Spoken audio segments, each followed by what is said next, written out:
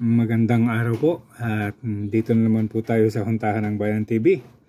Pag-usapan po natin itong naging deklarasyon ni Imee Marcos, Senator Imee Marcos, na tatakbo na lang daw siyang independent imbes na sumali dun sa partido ng kanyang kapatid. At isa pa po itong si dating Senator Ping Lacson ay nagsabi na rin daw na siya ay tatakbo na bilang independent. Narito po yung balita na kung saan sinabi ni Imee Marcos na siya ay tatakbo ng independent. Panoorin po natin. Ito po yan. Inihayag ni Senadora Imee Marcos na tatakbo siya bilang independent candidate sa darating na 2025 midterm elections. Ito po matapos ideklara na kabilang ang senadora sa senatorial slate ng Alyansa para sa Bagong Pilipinas na kinabibilangan ng partido ng kanyang kapatid na si Pangulong Bongbong Marcos. Nagpasalamat ang senadora sa pagsali sa kanya sa senatorial slate, pero paliwanag niya, pinilian niyang tumindig na mag-isa para hindi raw malagay sa alanganin ang kapatid na si Pangulong Marcos at para wag daw mag-alinlangan ang mga tunay raw niyang kaibigan. So, yan po ang naging pahayag ni Senator Imee Marcos. Ang kanyang rason para daw hindi malagay sa alanganin ang kanyang kapatid na si Bongbong Marcos at hindi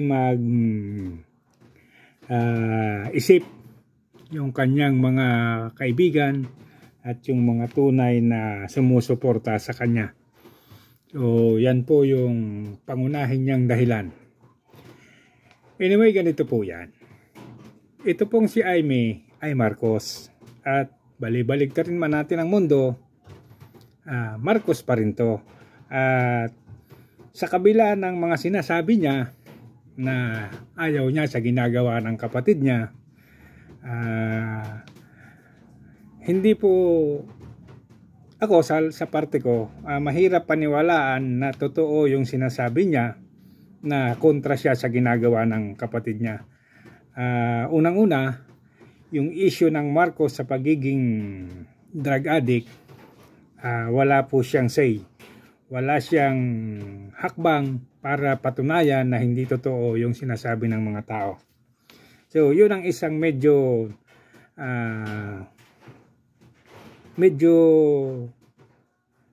nag-aalala tayo at naniniwalang si Imee ay talagang Marcos. Tingnan nyo po ang mga dahilan. Unang-una, itong pagtalikod ni Imee sa partido ng kanyang kapatid ay isa lang estratehiya. Una, ang unang dahilan, mula't-mula nang umupo si Bongbong Marcos sa kanyang opisina bilang Pangulo ng Bansang Pilipinas, napakadalang ng panahon na nagkaroon ng magandang reaksyon o magandang balita o magandang pangyayari sa kanyang panunungkulan bilang presidente. Ilang matatandaan, ilang buwan lang magkatapos niyang umupo, pumutok na yung balitang siya ay nag-a-addict at siya ay bangag. So, nasundan yan ng maraming issue ng corruption. Nasundan pa noong later itong mga project na ipinagyayabang niya, na ipinagmamalaki. Unang-una yung binanggit niya doon sa zona na 5,500 na flood control, na mismong siya hindi niya malaman kung anong nangyari, at mismong yung kanyang secretary ay inamin na wala naman talaga silang master plan para gawin yung flood control project. At doon sa hearing ng deliberation ng budget ng Pangulo, yung representative ng Marikina ni sa Stella Kimbo ay umamin din na wala naman talagang totoong flood control project. At kung meron man, tagpi-tagpi lang. At kahit po itong si Imee Marcos doon sa investigasyon sa Senado kunwari, ay napaamin nila yung yung secretary na tagpi-tagpi lang. So, ang una, kung hindi siya umalis dito sa lineup o sa alyansa o sa ticket nitong administrasyon, masasama siya doon sa negatibong pagtanaw ng mga tao sa pamamahala ng kanyang kapatid. Sa totoo lang, wala pa naman talagang maituturing na project ang administrasyong Marcos na naging matagumpay. Yung mga natatapos na project na kanyang ipinagyayabang at sinasabi ay puro mga project na naumpisahan pa nung panahon ni dating Pangulong Rodrigo Roa Duterte. Kagaya nitong later, yung Pangil Bay Bridge.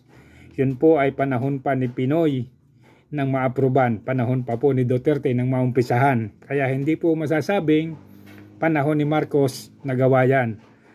Sa loob po kasi ng nagdaang 2 taon, wala naman talaga po tayong makitang matino o malaking project na ginawa ang Bongbong Marcos. Ang medyo naging maingay lang sa ginawa ng Marcoses ay yung kanyang mga biyahe sa abroad, yung kanyang mga pa-concert, yung paghabol nila kay Pastor Kibuloy, at itong pinakahuling ginagawa nila yung paggurgor o pag-demolish sa mga Duterte. So yan lang po ang mga project na nagagawa ng administrasyong Marcos. Kaya itong naging move ni Amy Marcos na humiwalay ay isang napakagandang estratehiya. Kasi dito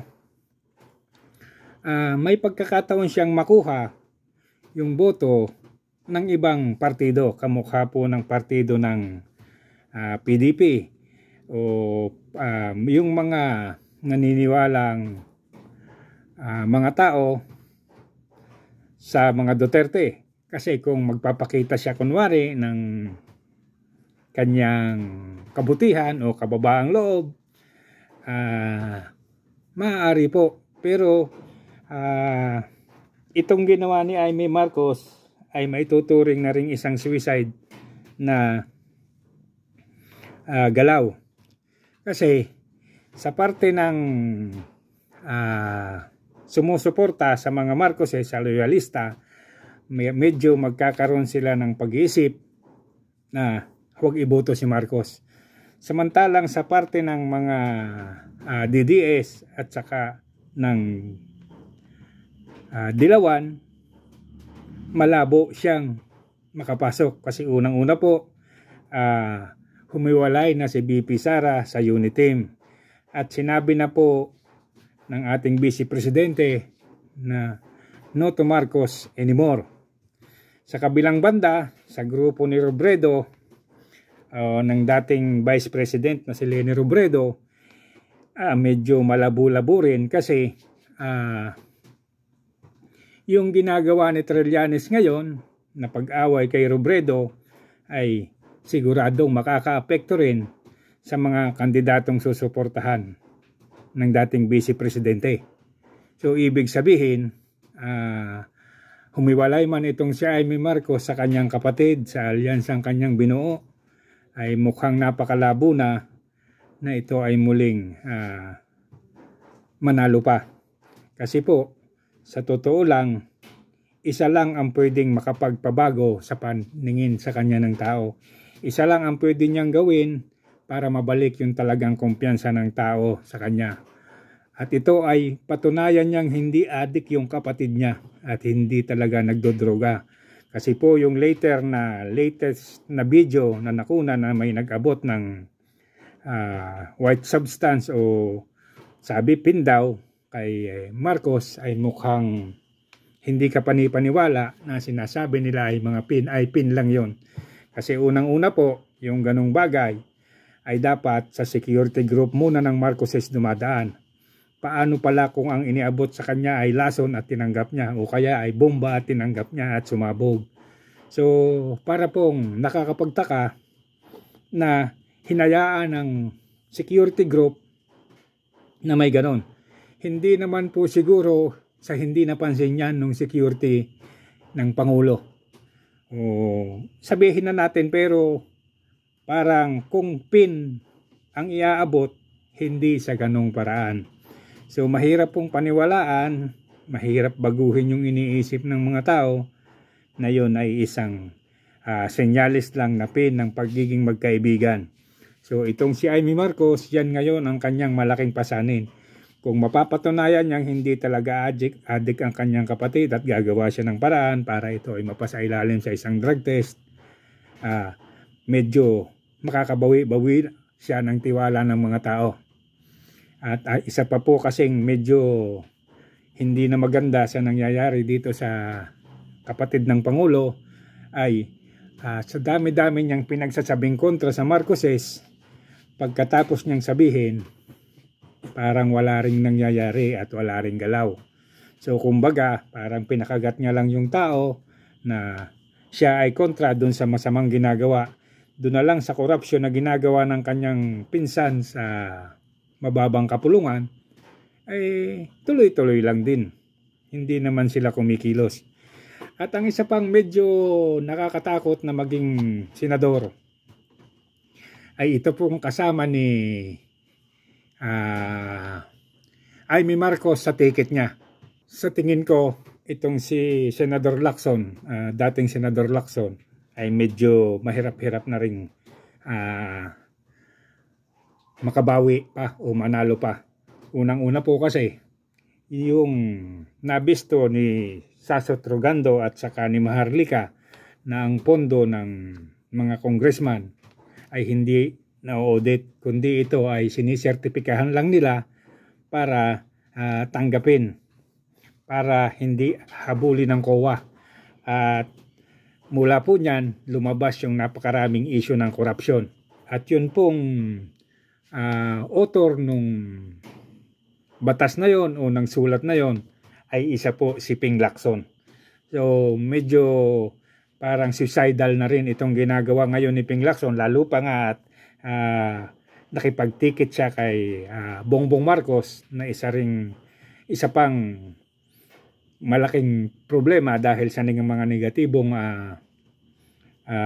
pangyayari sa kanyang administrasyon. Pero ang sinasabi po nito, siya ay tatakbo na ring independente.